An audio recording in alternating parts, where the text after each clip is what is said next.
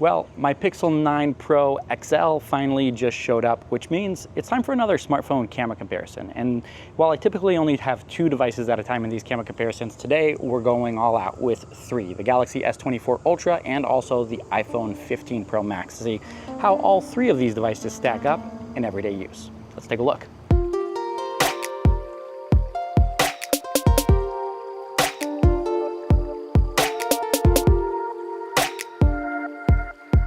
I have to say, this is a pretty significant lineup right here with these 3 devices. The Samsung Galaxy S24 Ultra on the left, Pixel 9 Pro XL in the middle, and the iPhone 15 Pro Max all the way on the right-hand side. And I don't think anyone's going to argue with me when I say these are the most important devices when it comes to capturing photos and videos. And yes, I do know there are devices from Vivo, Xiaomi, and even Oppo that have much better camera systems, and I've used quite a few of them. But for the fact that these 3 devices are more widely available than all those other smartphones definitely makes a difference. Now, in this comparison, I'm not going to be choosing winner. I'm going to leave that up to you guys, because a lot of this does come down to personal preference in all the shots and photos that are taken side by side. But because we are taking those images side by side, you can actually see those differences in image processing when it comes to dynamic range, but also white balance and saturation, giving you a unique and distinct look for every single device.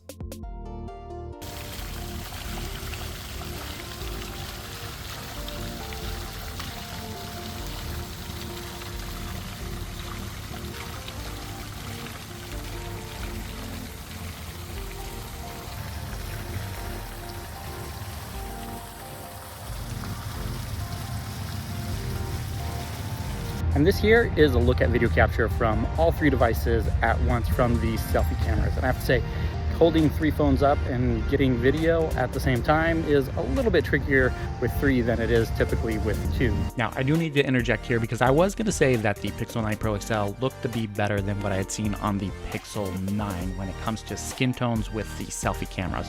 But as you can see, the skin tones here are actually pretty bad in direct sunlight. Google is completely over sharpening here and increasing the dynamic range beyond where it should be, with the other 2 smartphones doing a lot better.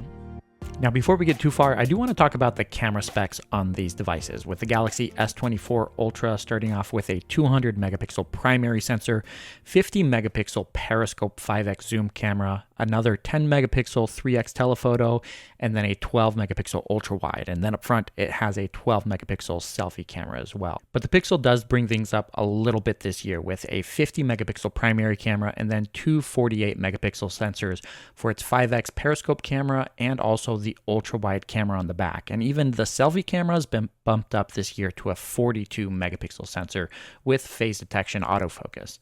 And then we also have the iPhone 15 Pro Max, which does have that 48 megapixel primary camera on the back, and then 3 12 megapixel sensors for the 5x periscope camera, 12 megapixel ultra wide, and then also a 12 megapixel selfie camera. And all of these can record up to 4K video at 60 FPS, with the Samsung device being capable of recording 8K video at 30 frames per second from the main cameras. But that doesn't mean it's all bad for the Pixel. In fact, with Google rebuilding the image stack from scratch this year, you can actually see that the colors from camera to camera are consistent across the board and actually beating out the other devices. One other thing you are going to notice is that Google does rely a little bit more on HDR as opposed to Samsung and Apple, which are trying to punch in those colors a little bit more, making them pop, while Google seemed to be a little bit more muted. But they do preserve more details in the shadows and also brightening up the overall shots.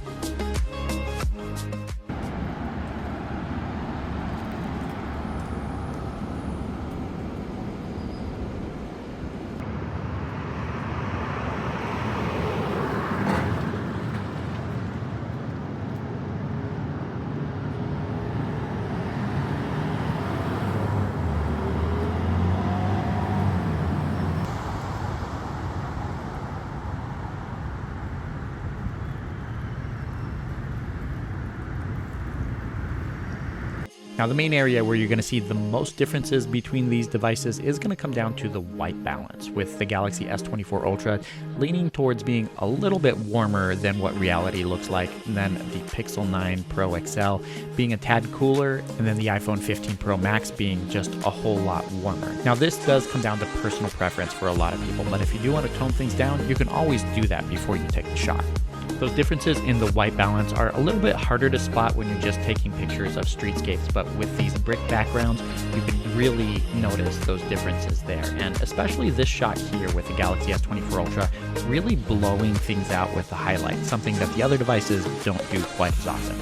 And here we have a second look at video capture from the selfie cameras on all three devices, just to give you guys a look at what it can do in a little bit of shade rather than just being directly out in the sunlight. This always makes a little bit of a difference when it comes to white balance and how those sensors manage the extreme brightness of being in direct sunlight. So I'm going to be doing a little bit more testing with this in low light conditions, because there always seems to be a bit of a difference when capturing video between a Pixel device and an iPhone in low light. The color tones shift completely between the two, so stay tuned for those.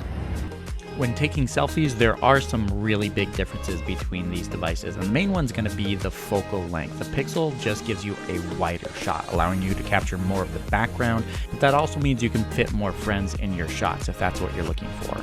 As far as portrait selfies go, all of them do a decent job with those portrait cutouts and that fake bokeh blur in the background. But the Pixel's actually changed things up a little bit this year, giving you a more gradual fade with that background, so that things that are in the foreground don't look quite as blurry.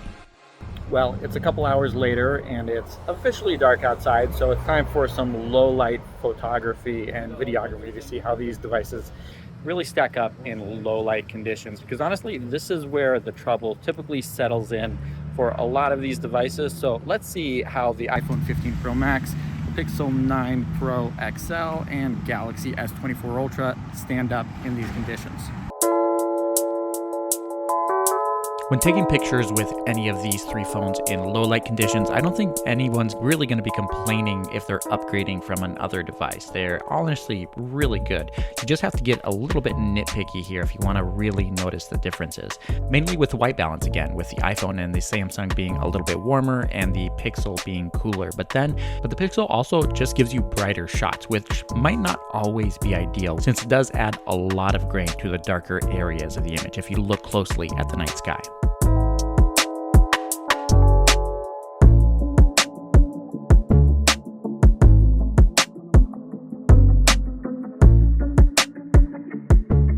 And I do need to call out the iPhone and the Pixel device when capturing images in low light conditions and there's a light source in the shot itself. You get a lot of duplication of that light source. As you can see in these shots, the pendant lights that are hanging from the ceiling are duplicated. And this is directly related to the lenses on the cameras and can't be fixed with any software updates.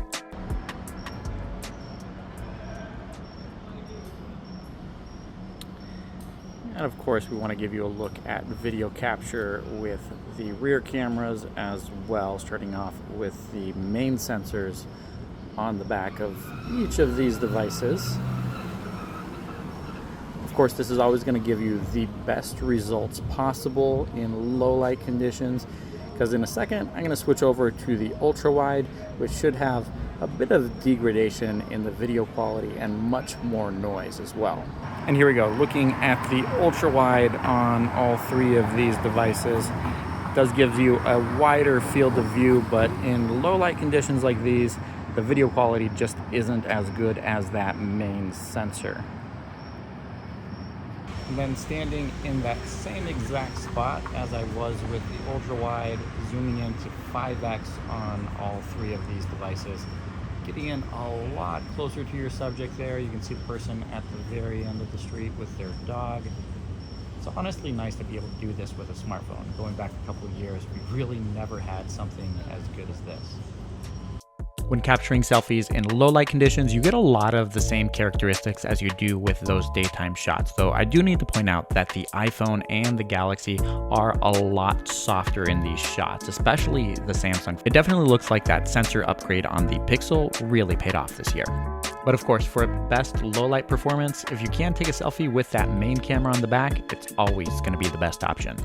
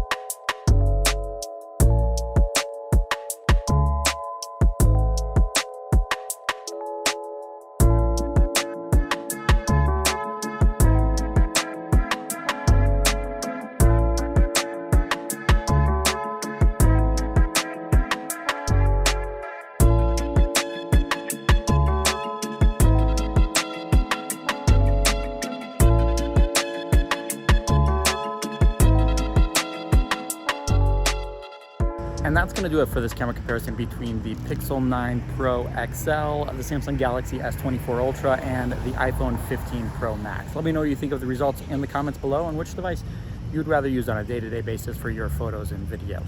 For more camera comparisons, make sure you subscribe to the channel and stay tuned for those. Thanks for watching, and I'll catch you in the next one.